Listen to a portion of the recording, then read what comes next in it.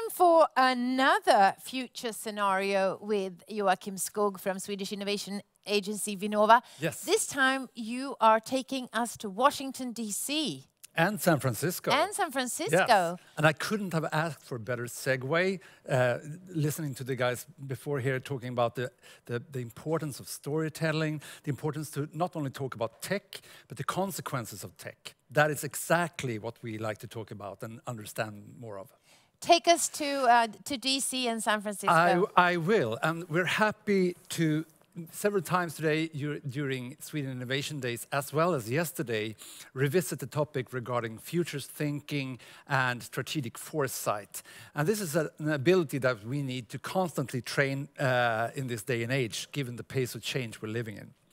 So, as Beata mentioned, to find our final two personal trainers when it comes to foresight and scenarios, we're hopping over the pond to Washington, D.C., where we have Maria Brogren, Head of Office of Science and Innovation at the Embassy of Sweden, as well as Eva Nahari on the West Coast, Principal Investor at DNX Venture, which has a long history of accelerating innovation with Japanese industry corporates through collaboration with US startups. Welcome to Sweden Innovation Days. I always loved the term bi-coastal, and finally I have an occasion where I can use the term having bi-coastal participants. Welcome to Sweden Innovation Days. Thank you. Thank you, Joachim. So you know the rules of this game already. You each get 5 minutes each to present your signals of change that you have seen around you, and that adds up to your vision of a plausible, possible future. And I'm not going to spend more time talking to you guys. Listening to you, Maria Brogren, you're first on stage. Welcome.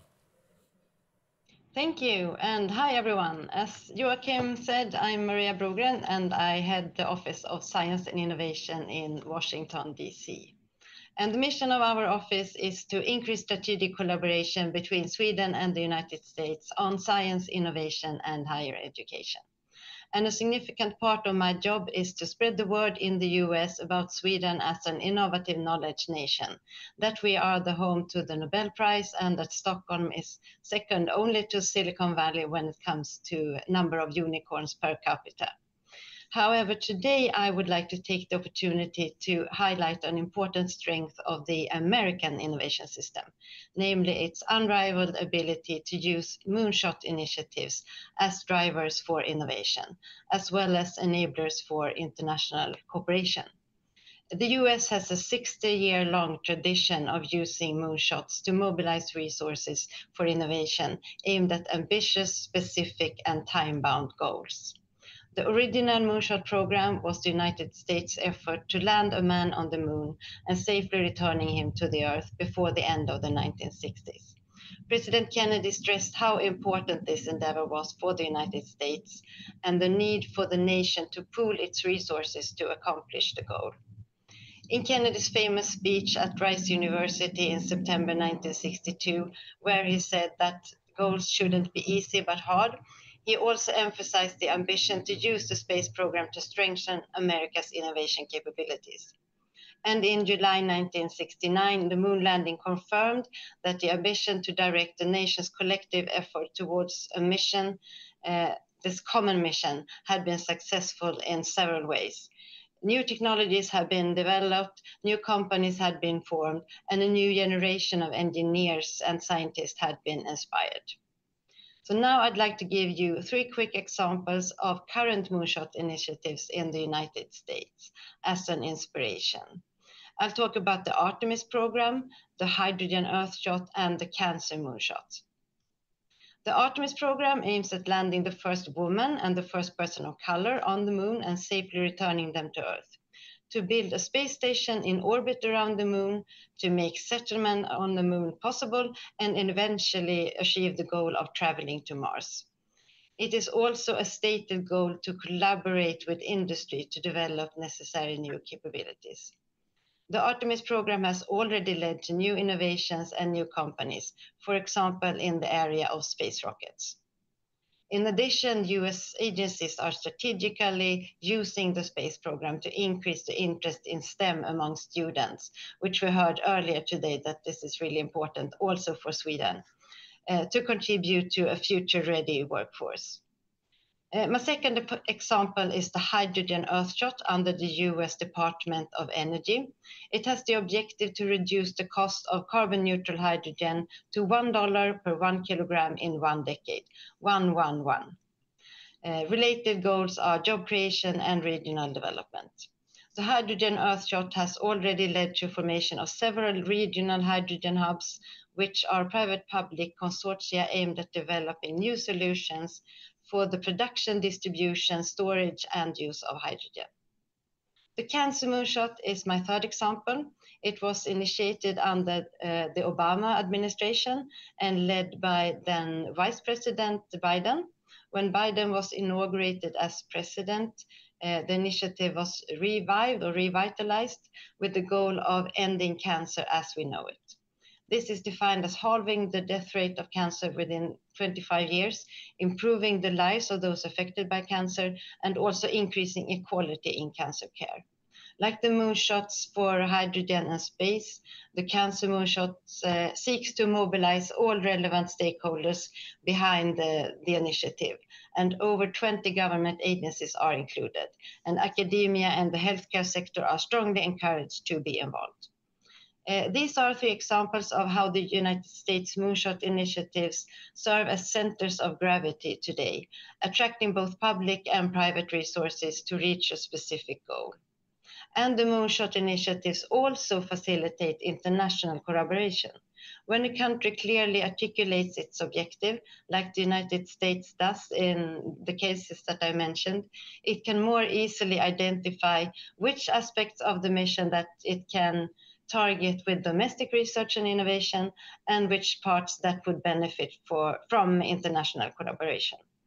And I see great opportunities for Swedish stakeholders to both contribute to and benefit from all mentioned Moonshot initiatives.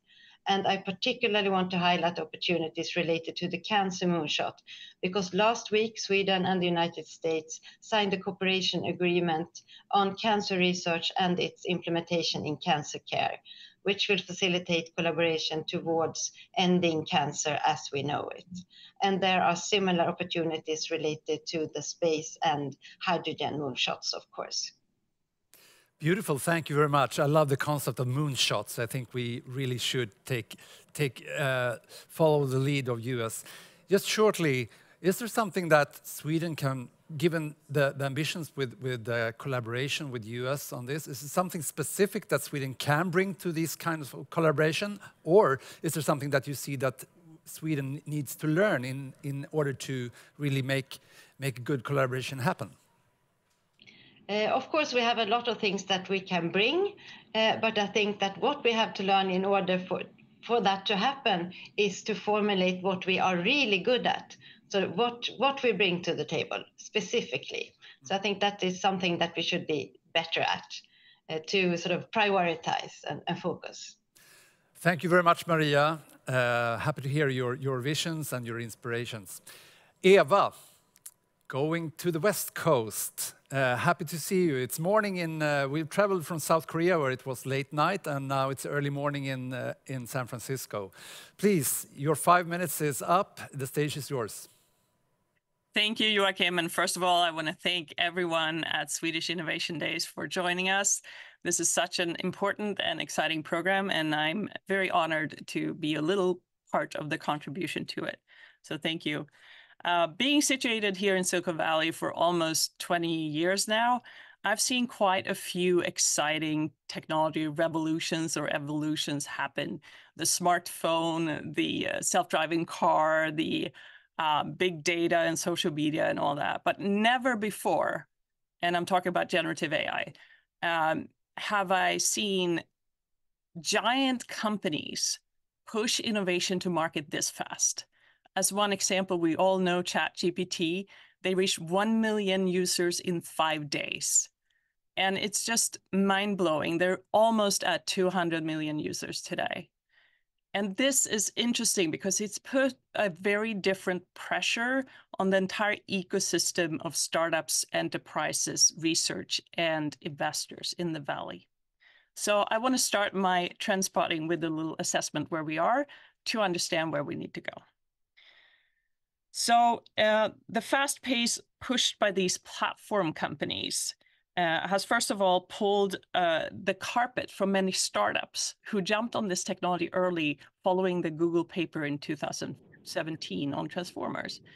So it really put a very high pressure and push on these startups who jumped on it, and then the big companies came and pulled the carpet under them. They got, for lack of better terms, surprised, and many needed to struggle to figure out how to move forward. And this in turn has put the entire VC ecosystem a little bit in hesitation mode.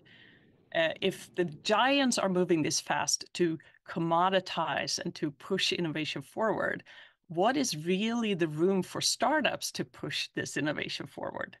So I see a cold investment market. I see hesitation around generative AI startups in general, and it has pushed a commoditization phase years too early of a normal startup life cycle here in the Valley that usually takes 5 years. It's now just 2 years in-ish, and we're seeing a lot of early startup death.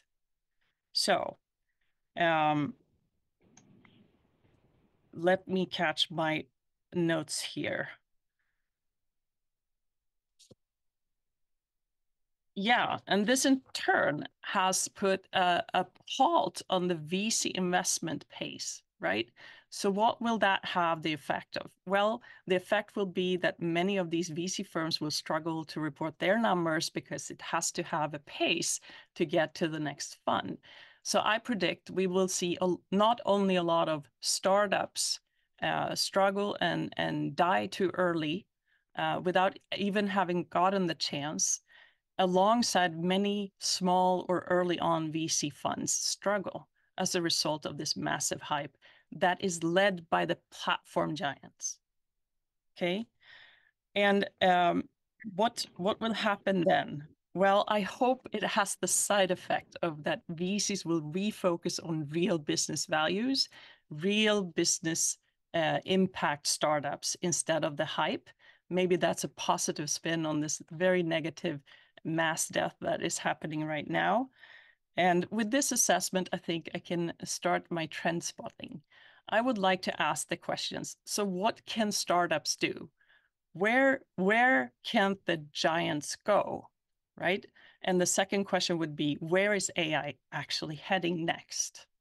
So to address the first question, where can enterprises and big companies, big giant platform companies not go? Well, where that leaves room for the startup to go there and innovate and find an opportunity. My assessment is giant companies can't go to unique data because unique data lives inside industry-leading enterprises. And why wouldn't the enterprises give up their data? Well, of course they wouldn't. This is my hypothesis. Every enterprise should treat their data as gold. That's where the secret is. That's where they can train unique AI and come with new, interesting opportunity to the market. So they probably don't want to give up their own unique data for that industry leadership to one of the platform companies. That would kind of be giving away gold. But on the other hand, it would be a challenge for them to innovate fast enough and push innovation to market without crazy investments. So I also think this unique data lives inside enterprises, but the enterprises themselves perhaps will have a challenge to innovate fast enough to market. So the opportunity there lies in partnering with startups. Startups have a very nimble ability to pivot and try and experiment at lower cost than what it would be for an enterprise. And if enterprises open up their data to a few selected startups, it's a very economically interesting way to innovate faster and get to market together. And to address the second question, where AI is heading next, well, I can already see that the models are getting smaller. We're talking about smaller data, self-learning AI in very specific domains. I would say industry-specific domains. And that is already starting to happen, as well as a more efficiency, talk about efficient algorithms and optimizations. It costs too much to do these big, massive AI investments. So there will be room for optimization. And thirdly, we have to start talking about multimodality. You can only do so much with just text as input. If you have text, audio, visual, other types of sensors, imagine what you can do. Yeah. So these three directions is somewhere I'm spending time and looking for innovative startups forward as well. You're sending a really strong message here, both to VCs looking not in the position that you are, but I hope they listen to, but certainly to corporates as well as startups that will benefit from this new brand world. Eva Nahari and also Maria Brogren. So happy that you can join us and looking forward to continuing this foresight and future thinking training together with you in the future. Thank you very much. Thank you.